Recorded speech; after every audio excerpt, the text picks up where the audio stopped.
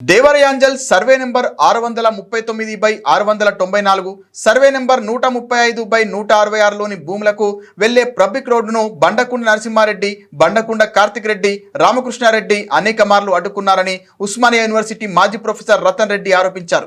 ఆదివారం నాడు సోమాజిగూడ ప్రెస్ క్లబ్లో ఏర్పాటు చేసిన విలేకరుల సమావేశంలో ఆయన మాట్లాడుతూ రోడ్డులో అడ్డంగా తవ్వి మూసివేశారని, కాల్వ నీళ్లు వదిలి గందరగోళం సృష్టించారని, స్త్రీల సమక్షంలో బట్టలు లేకుండా స్నానం చేస్తూ నగ్నంగా ప్రదర్శన పాల్పడుతున్నారని ఆయన విమర్శించారు.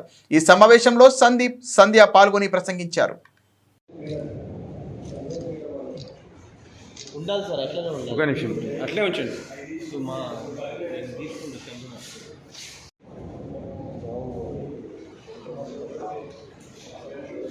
ప్రొఫెసర్ రతన్ రెడ్డి నుండి దేవరయాంజల్ సర్వే నెంబర్ 693 వాస్తవుల నుండి ముఖ్యంగా 693 పక్కకు ఉంటుంది. 694 సర్వే నెంబర్ అండి దేవరయాంజల్. మాకు మెయిన్ ఇష్యూ ఏంటంటే మాకే కాకుండా 694 నుంచి 698 వరకు 690 వరకు దాదాపు ఒక 150 ఎకరాలు ఉంటుంటే అందరి వ్యవసాయదారులకు, తర్వాత గోడౌన్స్ వాళ్ళకు, కార్మికులకు అందరి దారిని మొత్తం బ్లాక్ చేసేసారండి. స్పెషల్గా ఈ మధ్యన కోర్టుకు, తర్వాత సబ్ రిజిస్టర్ ఆఫీస్కి వచ్చిన తర్వాత అక్కడ కమర్షియల్ డెవలప్మెంట్ జరుగుతుందని ఇక్కడ లోకల్గా ఉన్నటువంటి నరసింహారెడ్డి, ఇంకోటి రామకృష్ణారెడ్డి, సిబిఐటి వాళ్ళందరూ వచ్చేసి వాళ్ళందరూ ఈ యొక్క ల్యాండ్ను పూర్తిగా దారిని కబ్జా చేసుకొని అక్కడ కమర్షియల్ కాంప్లెక్స్ కట్టుకొని దాన్ని పూర్తిగా చేయాలని వాళ్ళ వేరే రాజకీయ పాత్ర వాళ్ళ సపోర్ట్తోని, తర్వాత లోకల్గా బీహార్ నుంచి కొంతమంది గుండెలను తీసుకొచ్చేసి మమ్మల్ని అటాక్ కూడా చేశారు. మేము పోలీసు కూడా థ్రెట్ కూడా పెట్టాము, హైడ్రా పోలీస్ కూడా ఇచ్చాము. కానీ మాకు హైడ్రా ద్వారా న్యాయం జరిగిందండి.